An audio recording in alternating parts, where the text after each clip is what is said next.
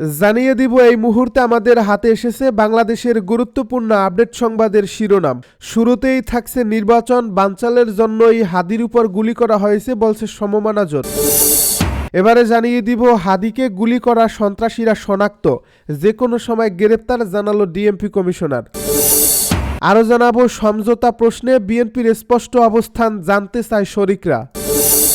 এবারে জানিয়ে দিব স্বরাষ্ট্র উপদেষ্টার পদত্যাগের দাবিতে এনসিপির বিক্ষোভ মিছিল। আরও জানাবো হাদিকে দেখতে এভার কেয়ারে বিএনপি নেতা মির্জা ফখরুল। সব শেষে জানিয়ে দিব লেবাননে বিমান হামলা চালিয়েছে ইসরায়েল।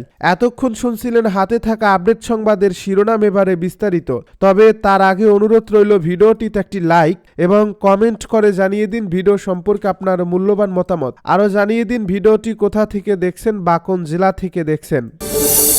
নির্বাচন বানচালের জন্যই হাদির উপর গুলি করা হয়েছে বলছে সমমনা জোট। আগামী 12 ফেব্রুয়ারি অনুষ্ঠেয় জাতীয় নির্বাচন বানচাল করার জন্যই ঢাকা 8 আসনের সম্ভাব্য স্বতন্ত্র প্রার্থী ও ইনকিলাব মঞ্চের মুখপাত্র শরীফ ওসমান হাদির উপর গুলি করা হয়েছে বলে অভিযোগ করেছেন জাতীয়তাবাদী সমমনা জোটের আহ্বায়ক ও এনসিপির চেয়ারম্যান ডক্টর ফরিদুজ্জামান ফরহাদ।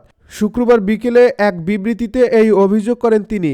ঘটনার নিন্দা ও প্রতিবাদ জানিয়ে গণমাধ্যমে এই বিবৃতি দেন ডক্টর ফরহাদ। এ ঘটনায় গভীর উদ্বেগ প্রকাশ করে ফরিদুজ্জামান ফরহাদ বলেন, 2026 সালের 12 ফেব্রুয়ারিতে অনুষ্ঠেয় ত্রয়োদশ সংসদ নির্বাচনকে বানচাল করার জন্য একটি গোষ্ঠী ষড়যন্ত্র করছে। এরই অংশ হিসেবে ওসমান হাদির উপরে ওই সন্ত্রাসী হামলা হলো। তবে কোনো ষড়যন্ত্রকারীরই সফল হতে পারবে না, কারণ জনগণ ভোট দেওয়ার জন্য উন্মুখ হয়ে রয়েছে। জনগণকে সচেতন হওয়ার আহ্বান জানিয়ে তিনি বলেন, ঐক্যবদ্ধভাবে যে কোনো ষড়যন্ত্র মোকাবিলা করতে হবে। আগামী ফেব্রুয়ারির সংসদ নির্বাচনের মধ্য দিয়ে একটা নির্বাচিত গণতান্ত্রিক সরকার গঠন করে দেশের স্বাধীনতা সার্বভৌমত্ব রক্ষা করতে হবে। হাদিকে গুলি করা সন্ত্রাসীরা শনাক্ত, যে কোনো সময় গ্রেপ্তার বলছে ডিএমপি কমিশনার। রাজধানীর বিজয়নগরে ঢাকা 8 আসনের সম্ভাব্য স্বতন্ত্র সংসদ সদস্য প্রার্থী ও ইনকিলাব মঞ্চের মুখপাত্র শরীফ ওসমান হাদির উপর হামলাকারীদের গ্রেপ্তারে কাজ করছে ঢাকা মহানগর পুলিশ ডিএমপি। এরই মধ্যে হাদিকে গুলি করা সন্ত্রাসীদের শনাক্ত করছে পুলিশ। যে কোনো সময় তাদের গ্রেপ্তার করা হতে পারে।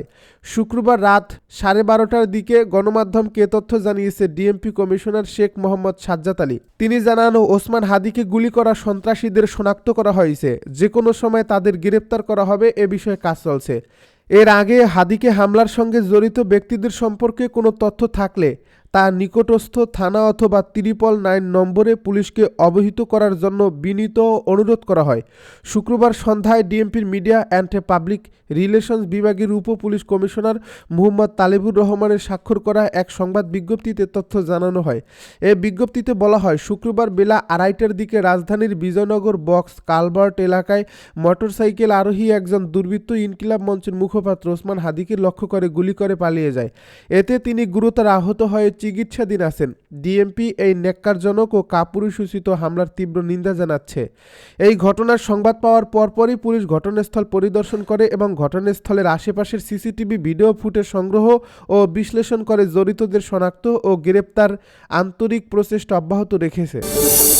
সমঝোতা প্রশ্নে বিএনপির স্পষ্ট অবস্থান জানতে চায় শরিকরা। ত্রয়োদশ জাতীয় সংসদ নির্বাচনের তফসিল ঘোষণা করা হলেও বিএনপির সঙ্গে সমমনাদের আসন বন্টন বা সমঝোতা ইস্যুর সুরাহা করা হয়নি।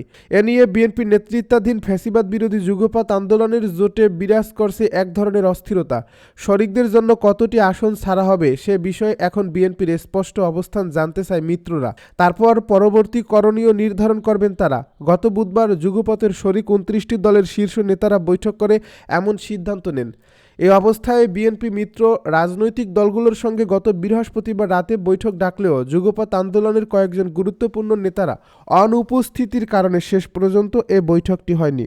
মুলতবি এই বৈঠকটি আজ আসনে শরিকদের জন্য প্রার্থীতে পরিবর্তনও আনতে পারে বিএনপি। সেক্ষেত্রে ঘোষিত 2-1টি আসনে মিত্রদের জন্য সুসংবাদ আসতে পারে। এদিকে নির্বাচনী সমঝোতা প্রশ্নে বিএনপির সঙ্গে যুগপৎ আন্দোলনের মিত্রদের সৃষ্ট দূরত্ব বা টানাপোড়েনের দিকে সজাগ দৃষ্টি রাখছে জামায়াতে ইসলামী, যারা পরিবর্তিত পরিস্থিতিতে আসন্ন নির্বাচনে বিএনপির প্রধান প্রতিদ্বন্দ্বী। দলটির পক্ষ থেকে যুগপৎ জোটের মনোনয়ন বঞ্চিত সংশ্লিষ্ট নেতাদের সঙ্গে নিয়মিত যোগাযোগ রাখা হচ্ছে। বিএনপির সঙ্গে শেষ পর্যন্ত শরিকদের সমঝোতা না হলে তাদের কাছে টানতে পারে জামায়াত ইসলামী। জানা গেছে সেক্ষেত্রে তাদের কাউকে কাউকে দলীয় প্রার্থী করতে পারে জামাত। শরিকদের সঙ্গে আসন ভাগাভাগি প্রসঙ্গে বিএনপি মহাসচিব মির্জা ফখরুল ইসলাম আলমগীর বলেন, আমাদের কোনো সমস্যা নেই। রাজনৈতিক দল জোটের মধ্যে যে এগুলো থাকে, আমরা চূড়ান্তভাবে তো প্রার্থী তালিকা দেইনি, প্রাথমিক কথা বলেছিলাম। এখন সেটা প্রায় চূড়ান্ত। যারা আমাদের সঙ্গে যুগপৎভাবে আন্দোলন করছেন তাদের সঙ্গে কথা বলে অবশ্যই তাদের যথাযথভাবে মূল্যায়ন করা হবে।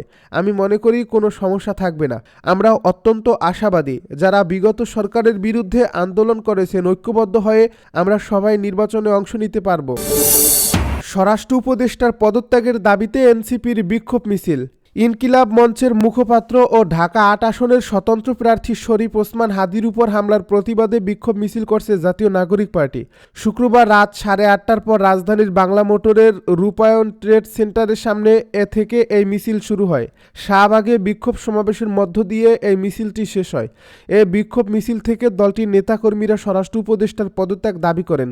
এনসিপির যুব শাখা জাতীয় যুব শক্তির আহ্বায়ক তরিকুল ইসলাম বলেন, আমরা অথর্ব ব্যর্থ স্বরাষ্ট্র উপদেষ্টার পদত্যাগ দাবি করছি। অবিলম্বে তাকে পদত্যাগ করতে হবে। তার মুখে মিষ্টি মিষ্টি কথা আমরা শুনতে চাই না। তিনি তার দায়িত্ব পালনে ব্যর্থ হয়েছেন। তিনি কোন যোগ্যতায়, কোন মুখে এখন পর্যন্ত স্বরাষ্ট্র উপদেষ্টার দায়িত্ব পালন করেন সেটা তাকে ব্যাখ্যা করতে হবে।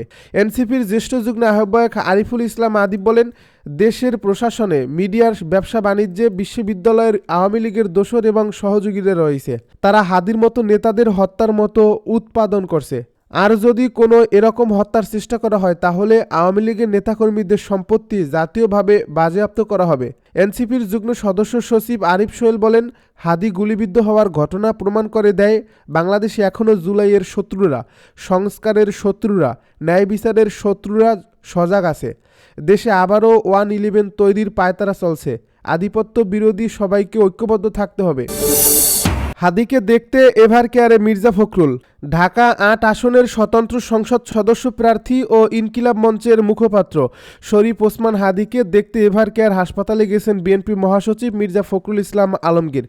শুক্রবার রাত 11:30টার দিকে এভারকেয়ার হাসপাতালে যান তিনি। বিএনপির মিডিয়া সেলের সদস্য সাইরুল কবির খান এ তথ্য জানান। হাদিকে দেখার আগে শুরুতে এভারকেয়ার হাসপাতালে চিকিৎসাধীন বিএনপি চেয়ারপারসন বেগম খালেদা জিয়াকে দেখতে যান মির্জা ফখরুল। এ সময় বিএনপি মহাসচিবের সঙ্গে বেগম খালেদা জিয়ার ব্যক্তিগত চিকিৎসক এজেডএম জাহিদ হোসেনও ছিলেন বলে জানান সাইরুল। এর আগে শুক্রবার জুমার নামাজ শেষে বিজয়নগর কালভার্ট রোড এলাকায় প্রচারণা চালানোর সময় দুর্বৃত্তদের ছোড়া গুলিতে আহত হন শরীফ ওসমান হাদি।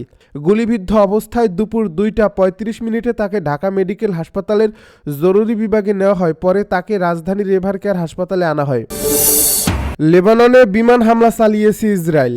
লেবাননের বিভিন্ন এলাকায় ব্যাপক বিমান হামলা চালিয়েছে ইসরায়েল। শুক্রবার ইসরায়েলি সীমান্ত থেকে প্রায় 30 কিলোমিটার দূর পর্যন্ত অন্তত 1 ডজন স্থানে হামলা চালিয়েছে ইসরায়েলি বাহিনী।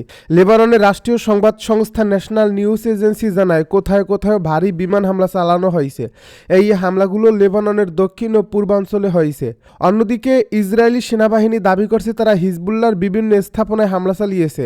এই হামলার আগে লেবাননের পররাষ্ট্রমন্ত্রী আল জাজিরা আরবিকে জানান, বৈরুতকে জানানো হয়েছিল যে ইসরায়েল জুড়ে বড় ধরনের হামলার পরিকল্পনা করছে। উল্লেখ্য, গত বছর স্বাক্ষরিত একটি যুদ্ধবিরতি চুক্তি থাকা সত্ত্বেও ইসরায়েল নিয়মিতভাবে তা লঙ্ঘন করে আসছে এবং হিজবুল্লাহকে নিরস্ত্র করতে চাপ দিচ্ছে।